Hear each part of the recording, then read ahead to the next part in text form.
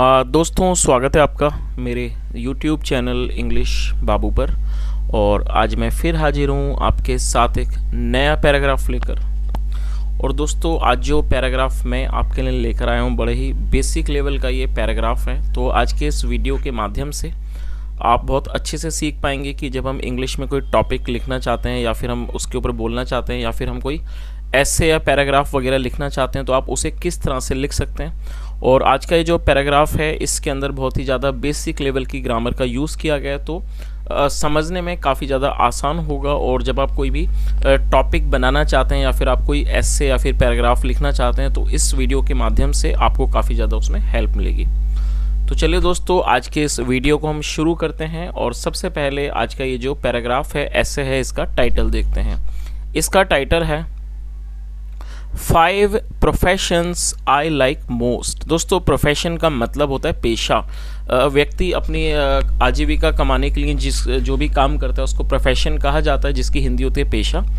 और तो इस लाइन का क्या अर्थ हुआ? 5 प्रोफेशंस आई लाइक मोस्ट, मतलब कि 5 पेशे जिन्हें मैं सबसे ज़्यादा पसंद करता हूँ। तो दोस्तों, ये आज के इस ऐसे का टाइटल है, शीर्षक है। अब मैं इसे पढ़ना शुरू करता हूँ। आप लोगों से रिक्वेस्ट है इसे बिल्कुल ध्यान से सुने, और यदि आपको कोई नया वर्ड या फिर नया स्ट्रक्चर मिले तो आप उसको नोट भी ज़रूर करें। तो चलिए इसको शुरू करते हैं। There are 5 professions which I admire most। क्या मतलब हुआ? दोस्तों, ये जो वाक्य है ये प्रेजेंट इंडेफिनिट का अफर्मेटिव वाक्य है। और ये यहाँ से लेके यहाँ तक ये जो वाक्य है ये सिंपल प्रेजेंट का वाक्य है, जहाँ पर इज एम आर का प्रयोग किया जाता है हेल्पिंग ऑफ के रूप में। साथ में नाउन या एडजेक्टिव को लेकर वाक्य बनाया जाता है। और ये जो दूसरा वाक्य इसके साथ कनेक्ट है ये प्रेजेंट इंडेफिनिट का वाक्य है। और जब हम प्रेजेंट इंडेफिनिट में कोई भी अफर्मेटिव का वाक्य बनाते हैं तो वहाँ यदि हमारा subject I, we, you, they plural होगा तो हमें वर्ब की फर्स्ट फॉर्म का यूज़ करना होता है। एडमायर का मतलब होता है किसी चीज़ की प्रशंसा करना, सराहना करना। तो इसका क्या अर्थ हुआ? देयर आर 5 प्रोफेशंस, मतलब कि 5 ऐसे पेशे हैं विच आई एडमायर मोस्ट, जिनकी मैं सबसे ज़्यादा सराहना करता हूँ, प्रशंसा करता हूँ। फर्स्ट, पहला, फर्स्ट एंड फॉरमोस्ट, मतलब कि सबसे पहला और प्रथम। इज़ द प्रोफेशन, वो पेशा है। ऑफ टीचिंग, वो टीचिंग का मतलब कि पढ़ाने का वो पेशा है। A teacher is a nation builder. दोस्तों, क्या मतलब है इस लाइन का? Teacher is a nation builder. और ये जो वाक्य है ये भी हमारा सिंपल प्रेजेंट का वाक्य है, जहाँ पर इज एम आर का यूज़ किया जाता है हेल्पिंग ऑफ के रूप में। देखिए जैसे यहाँ किया गया है। साथ में नाउन एडजेक्टिव को लेकर वाक्य बनाते हैं। और आपको ये चीज़ याद रखनी है कि जब हम सिंपल प्रेजेंट या सिंपल पास्ट में कोई भी वाक्य बनाते हैं तो वहाँ पर कभी भी वर्ब का प्रयोग नहीं किया जाता है। और इसी कारण इस तरह के वाक्यों को नो एक्शन सेंटेंस भी कहा जाता है। तो क्या अर्थ हुआ? A teacher is a nation builder. Nation builder मतलब बनाने वाला। एक जो टीचर होता है, शिक्षक होता है, वो एक राष्ट्र का निर्माता होता है। He is a role model. Role model का मतलब होता है दोस्तों किसी का आदर्श, उसे रोल मॉडल कहा जाता है। तो क्या अर्थ हुआ? He is a role model for his students, और वो अपने विद्यार्थियों के लिए एक आदर्श होता है। In the modern materialistic age, the teachers have lost the high status they used to enjoy in society। क्या अर्थ हुआ? In the modern materialistic age. दोस्तों, मॉडर्न का मतलब होता है आधुनिक, और मटेरियलिस्टिक एज आप इसे नोट कर लीजिए, इसका मतलब होता है भौतिकवादी युग। तो क्या अर्थ हुआ? In the modern materialistic age मतलब कि आधुनिक भौतिकवादी युग में द टीचर्स, जो टीचर्स हैं, हैव लॉस्ट। दोस्तों, ये जो वाक्य है इसमें हैव के साथ थर्ड फॉर्म का प्रयोग किया गया है। लूज मतलब LOSE फर्स्ट फॉर्म होती है, जिसका मतलब खोना या फिर गंवाना, और थर्ड फॉर्म है लॉस्ट। और जब किसी वाक्य में हैज़ के साथ थर्ड फॉर्म का प्रयोग किया जाता है तो इस तरह का जो वाक्य है वो प्रेजेंट परफेक्ट का वाक्य कहलाता है। और आप इस चीज़ को भी, स्ट्रक्चर को नोट कर लीजिए। यदि हमारा subject I, we, you, they, have या फिर प्लूरल होगा तो आपको हैव का यूज़ करना है। और यदि सब्जेक्ट ही, शी, इट या सिंगुलर नाउन होगा तब हमें हैज़ का यूज़ करना होता है। तो फिलहाल जो सब्जेक्ट है वो एक प्लूरल नाउन है, टीचर्स एक प्लूरल नाउन है, जहाँ पर हैव का यूज़ किया गया, साथ में थर्ड फॉर्म लगाई गई है। तो क्या अर्थ हुआ? In the modern materialistic age मतलब आधुनिक भौतिकवादी युग में जो शिक्षक हैं, टीचर्स हैं मतलब टीचर्स मतलब कि शिक्षक हैं, हैव लॉस्ट, उन्होंने गंवा दी है, द हाई स्टेटस, जो एक ऊंचा ओहदा है, इसमें ओहदा वो उन्होंने गंवा दिया है। दे यूज टू इन्जॉय, जिसका वो इन्जॉय मतलब कि जिसका वो आनंद लेते थे इन सोसाइटी, समाज में। स्टिल, और दोस्तों स्टिल का मतलब होता है अभी भी या फिर भी। स्टिल मतलब कि अभी भी। वन कैन से मतलब कोई भी कह सकता है teaching is the noblest of all profession. Noblest का मतलब होता है सबसे ज़्यादा सम्राट या कह सकते हैं महान। तो क्या अर्थ हुआ कि स्टिल वन कैन से मतलब अभी भी कोई ये कह सकता है teaching is the noblest of all professions. जो टीचिंग है मतलब जो पढ़ाने का काम है वो सबसे मतलब कि सभी पेशों में सबसे ज़्यादा वो महान काम है। चलिए आगे देखिए।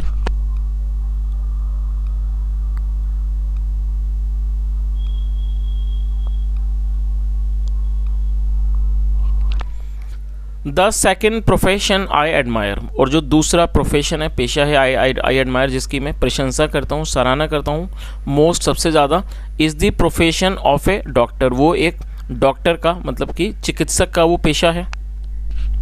और दोस्तों डॉक्टर को हिंदी में चिकित्सक कहा जाता है, आप चाहें तो नोट भी कर सकते हैं। आगे देखिए। There is no doubt, there is no doubt मतलब कोई भी शक नहीं है, किसी भी तरह का संदेह नहीं है। Many doctors have these days grown very greedy. दोस्तों देखिए यहाँ पर एक एडजेक्टिव का प्रयोग किया गया। सबसे पहले आप इस वर्ड की मीनिंग को नोट कर लीजिए यदि आप नहीं जानते हैं। GREEDY, ग्रीडी का मतलब होता है लालची, जो कि एक एडजेक्टिव है। अब देखिए यहाँ पर आपको क्या चीज़ समझनी है और किस चीज़ पर आपको ध्यान देना है कि यहाँ पर ग्रीडी का प्रयोग एक वर्ब के रूप में प्रयोग किया गया है। तो आपको ये चीज़ याद रखनी है कि जब आप कोई वाक्य बनाते हैं जहाँ पर आप किसी एडजेक्टिव को वर्ब के रूप में प्रयोग करना चाहते हैं तो आप डायरेक्टली ऐसा कभी नहीं कर सकते, क्योंकि एडजेक्टिव में आप कोई भी चेंजेस नहीं कर सकते। तो आप इसको कैसे वर्ब बनाएंगे, आपको वहाँ पर एक सपोर्टिंग वर्ब का प्रयोग करना होगा, और सपोर्टिंग वर्ब का प्रयोग करने के बाद आप एक एडजेक्टिव को वर्ब के रूप में प्रयोग कर सकते हैं। तो यहाँ पर देखिए सपोर्टिंग वर्ब के रूप में ग्रो का यूज़ किया गया है, और ये हमारा प्रेजेंट परफेक्ट का वाक्य है, इसलिए ग्रो की जो थर्ड फॉर्म है वो ग्रोन लगाई गई है। तो आप इस चीज़ को नोट कर लीजिए, जब आप एडजेक्टिव को वर्ब बनाएंगे तो एक सपोर्टिंग वर्ब की आपको वहाँ पर ज़रूरत होगी। तो इस लाइन का क्या अर्थ हुआ, देयर इज़ नो डाउट, मतलब इसमें कोई संदेह नहीं है। मैनी डॉक्टर्स, जो कई सारे जो डॉक्टर्स हैं, हैव दीज डेज, जो इन दिनों जो कई सारे डॉक्टर्स हैं, have these days grown very greedy, वो बहुत ज़्यादा लालची हो गए हैं। They try to fleece the poor helpless patient. और दोस्तों मैं चाहूँगा आप इस वर्ड की मीनिंग को नोट कर लीजिए। ये एक नया वर्ड है, FLEEC। फ्लीस का मतलब होता है लूटना। तो क्या अर्थ हुआ, they try to fleece the poor helpless patient. They का मतलब होता है वे या फिर वे लोग। और देखिए यहाँ पर दे का प्रयोग क्यों किया गया, जब हम सब्जेक्ट में एक से अधिक लोगों के बारे में बात करते हैं तब हमें वहाँ दे का प्रयोग करना होता है, जिसकी हिंदी होती है वे या फिर वे लोग। तो यहाँ पर एक से अधिक डॉक्टर्स के बारे में बात हो रही है, तो यहाँ पर दे का प्रयोग किया गया। और आप इस वर्ड को भी नोट कर लीजिए, हेल्पलेस। हेल्पलेस एडजेक्टिव है जिसका मतलब होता है बेसहारा या फिर असहाय। पेशेंट मतलब मरीज। तो इस पूरी लाइन का क्या अर्थ निकला, they try to fleece the poor helpless patients, मतलब वे गरीब असहाय या कह सकते हैं जो असहाय या कह सकते हैं जो बेसहारा या कह सकते हैं लाचार जो मरीज होते हैं उनको वो लूटने की कोशिश करते हैं। But I am here talking about, लेकिन मैं यहाँ बात कर रहा हूँ अबाउट एन आइडियल डॉक्टर, एक आदर्श डॉक्टर के बारे में। ओनली मतलब सिर्फ एक आदर्श डॉक्टर के बारे में बात कर रहा हूँ। सच अ डॉक्टर, इस तरह का जो डॉक्टर है, has the milk of human kindness in him, वो उसके अंदर एक तरह का दूध होता है ऑफ ह्यूमन काइंडनेस, जो एक मानवीय दया का जो एक दूध है वो उस व्यक्ति के अंदर होता है। He considers service to mankind his mission. दोस्तों कंसीडर का मतलब होता है मानना, और देखिए यहाँ पर कंसीडर की जगह कंसीडर्स लगाया गया। अब इसका रीज़न क्या है मैं आपको बताता हूँ। जब हम प्रेजेंट इंडेफिनिट में अफर्मेटिव का कोई वाक्य बनाएंगे और जब हमारे सब्जेक्ट ही, शी, इट या सिंगुलर नाउन होगा तब हमें वहाँ पर वर्ब की फिफ्थ फॉर्म का प्रयोग करना होता है। तो ये जो कंसीडर है ये फर्स्ट फॉर्म है और यहाँ ही सब्जेक्ट है, तो रूल के अकॉर्डिंगली यहाँ पर फिफ्थ फॉर्म का यूज़ किया गया है। ही कंसीडर्स सर्विस टू मैनकाइंड, मतलब वह मानवता की सेवा को क्या हिज मिशन, वो मानवता की सेवा को अपना मिशन मानता है। कंसीडर मतलब मानना। तो इस पूरी लाइन का क्या अर्थ हुआ, he consider service to mankind his mission, मतलब वह मानवता की या कह सकते हैं मानव की सेवा को वो अपना मिशन मानता है। ही चार्जेस मॉडरेट फ़ी, मॉडरेट मतलब कम, ही चार्जेस मॉडरेट फ़ी, और वो बहुत उचित या कह सकते हैं कम जो फ़ी है उसको वो चार्ज करता है। एंड वर्क्स होल हार्टेडली, और होल हार्टेडली का मतलब होता है पूरे दिल से, और वो पूरे दिल से काम करता है। टू मिटिगेट, मिटिगेट का मतलब होता है कम करना, कम करने के लिए द सफरिंग्स, तकलीफ़ों को, ऑफ द एलिंग ह्यूमैनिटी, जो दर्द में ये जो मानवता है उसकी सफरिंग को, उसकी पीड़ा को कम करने के लिए वो पूरे दिल से काम करता है। चलिए आगे देखिए। The third profession which I admire most is the profession of a soldier. तो क्या अर्थ हुआ, जो तीसरा पेशा है जिसकी मैं सबसे ज़्यादा प्रशंसा करता हूँ, is the profession of a soldier. वो एक सिपाही का, एक फौजी का पेशा है। A soldier is the saviour of the country. Saviour का मतलब होता है बचाने वाला, और ये नाउन यहाँ पे से नोट कर लीजिए। A soldier is the saviour of the country and its people. जो एक सिपाही होता है वो क्या होता है, वो देश का और उसके लोगों का वो रक्षक होता है, उसको वो बचाने वाला होता है, उनका वो रक्षक होता है। He is ready to sacrifice his life. Sacrifice का मतलब होता है बलिदान देना, जो कि एक वर्ब है। He is ready to sacrifice his life for the sake of his country. Sake मतलब वास्ते, तो पूरी लाइन का क्या अर्थ निकला कि वह अपने देश के वास्ते अपने जीवन को कुर्बान करने के लिए, बलिदान करने के लिए वो तैयार रहता है। He must be given due respect. और दोस्तों ये जो वाक्य है यहाँ पर मस्ट बी का प्रयोग किया गया है, लेकिन ये पैसिव वॉइस में वाक्य है, तो आप इसके स्ट्रक्चर को जरूर नोट करें। जब आप इसका प्रयोग करना चाहेंगे मस्ट का और पैसिव के अंदर, तो आपको वहाँ पर बी का यूज़ करना है, मस्ट बी, और साथ में थर्ड फॉर्म लगाई जाएगी। तो इस पूरी लाइन का क्या अर्थ निकला, और मैं आपको यहाँ पर एक छोटी सी एक एक्सरसाइज भी दूंगा ताकि आप इसको मुझे बताएं कॉमेंट में आपने इस कि ये आपको समझ में आया या नहीं आया। पहले इसकी मीनिंग देख लीजिए। He must be given due respect. He must be given due respect मतलब उसे उचित, जो मतलब एक ड्यू रिस्पेक्ट है, जो सम्मान है वो उसे दिया जाना चाहिए। रिगार्ड सम्मान and status in the society, और उसे समाज में एक ओहदा दिया जाना चाहिए।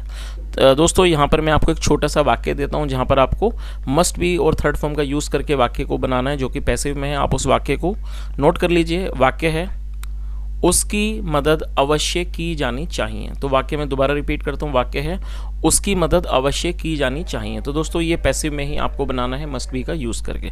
तो इस पूरी लाइन का क्या अर्थ निकला, he must be given due respect, regard and status in the society, मतलब उसे अवश्य ही समाज में एक ओहदा दिया जाना चाहिए, रिस्पेक्ट दी जानी चाहिए और उसका सम्मान किया जाना चाहिए।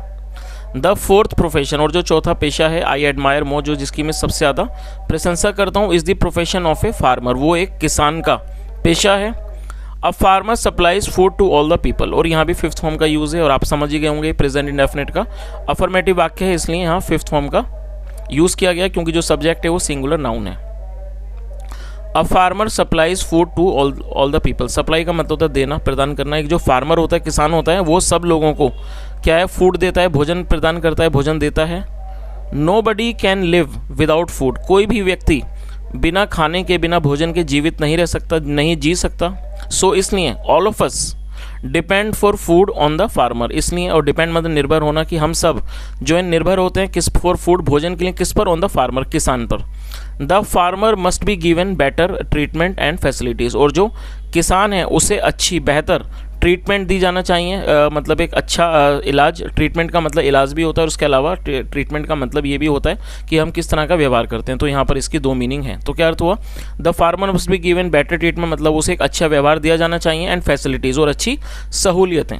और दोस्तों यहाँ पर भी मैं आपको एक छोटा सा सेंटेंस दूंगा, जैसे मैंने आपको बताया प्रेजेंट इंडेफिनिट में जब हम अफर्मेटिव में वाक्य बनाएंगे और यदि सिंगुलर हमारा ही शी या सिंगुलर सब्जेक्ट होगा तो फिफ्थ फॉर्म का यूज़ करना है। तो आप एक वाक्य नोट करिए और आप उसे कमेंट में ट्रांसलेट करके बताइए। वाक्य है वह दौड़ता है। बहुत छोटा सा वाक्य है, आप इसे जरूर बनाएं। वह दौड़ता है। और आप एक दूसरा वाक्य भी लिख लीजिए, वह मेरी मदद करता है। दूसरा वाक्य है वह मेरी मदद करता है। दोस्तों दोनों ही वाक्य ये प्रेजेंट इंडेफिनिट के अफर्मेटिव हैं, तो आप इन्हें बनाएं और कमेंट सेक्शन में बताएं। चलिए आगे देखिए। द फिफ्थ प्रोफेशन, जो पांचवा प्रोफेशन है, पेशा है, आई एडमायर मोस्ट, जिसकी मैं सबसे ज़्यादा प्रशंसा करता हूँ, is that of a politician. वो एक पॉलिटिशियन का है, राजनीतिज्ञ का है।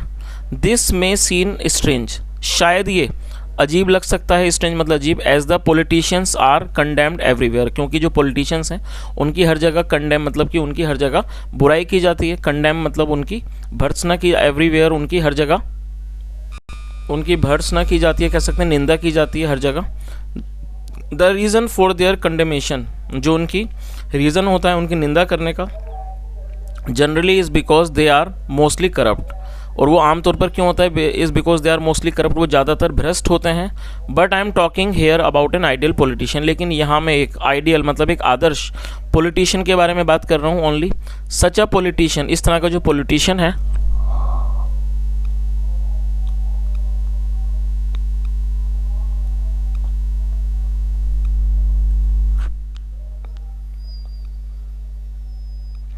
Such a politician is a model of service to society, मतलब इस तरह का जो पॉलिटिशियन होता है वो एक आदर्श है ऑफ सर्विस टू सोसाइटी, मतलब कि जो समाज मतलब कि सोसाइटी की समाज की जो सेवा करता है उसका वो एक आदर्श है कंट्री के लिए एंड मैनकाइंड और मानवता के लिए।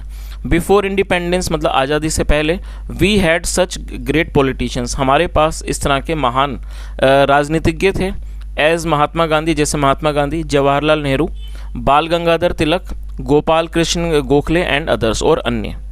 आई विश मतलब मेरी इच्छा है, we had such great selfless leaders and politicians now also, और सेल्फलेस का मतलब होता है निस्वार्थ, तो क्या अर्थ हुआ, I wish we had such great selfless leaders and politicians now also, मतलब मेरी ये इच्छा है, मेरी कामना है कि काश हमारे पास अभी भी इस तरह के जो निस्वार्थ जो लीडर्स हैं, नेता हैं, जो पॉलिटिशियंस हैं, वो हमारे पास अब भी होते। तो दोस्तों ये एक छोटा सा आर्टिकल था और मैंने अपनी तरफ से पूरी कोशिश की आपको हर वर्ड की मीनिंग समझाने की।